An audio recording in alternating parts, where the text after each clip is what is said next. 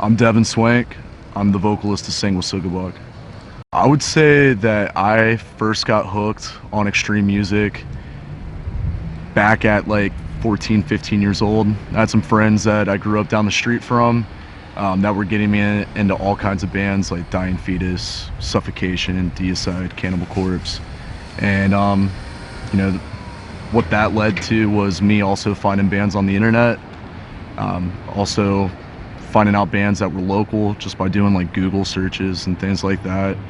And yeah, from there it just got heavier and heavier as my taste like grew. And yeah, just hasn't changed a bit. It's not a phase.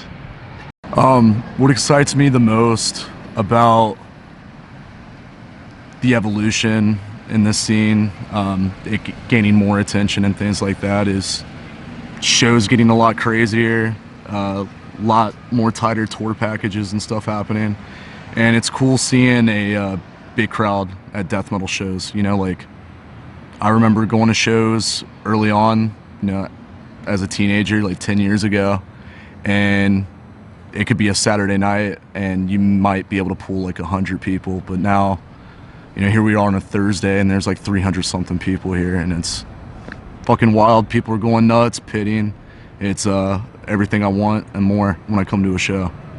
Something I've learned about the community is that it's a very tight niche group, and you see people at shows, you see people in other bands, and there's just like this mutual bond that's just like completely unspoken. It's almost like they're family or a friend or someone that you've known just for a long time, and you maybe only seen them at a handful of shows, but they know who you are, they know about you, and not only that, but they care about you.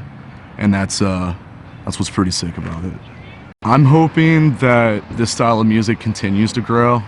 I don't see it ever being presented on like a mainstream platform, like, playing sold out stadiums and things like that, but definitely want to see more people into it, more people coming to shows, and more bands and stuff like coming up just because they're listening to it because the music's readily available at that point.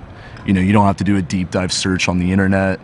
It's you turn your car on and you hear a death metal song on the radio, or you see it in a magazine. It's crazy seeing these like big clothing chains or printing out death metal logos and stuff like that. I'm hoping, seeing that something just expands from there, and there's more popularity and notoriety and stuff with the music. I think that you have to get rid of your give a shit factor, and just go all out.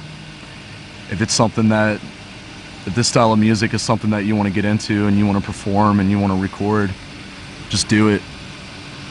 Don't put any thought into it, just put all your heart into it. And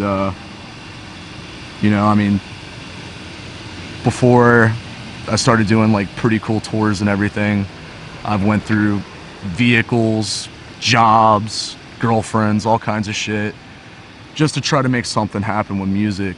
And I think that's what it takes. You just got to go balls to the wall and give it everything you got if it's something that you really want.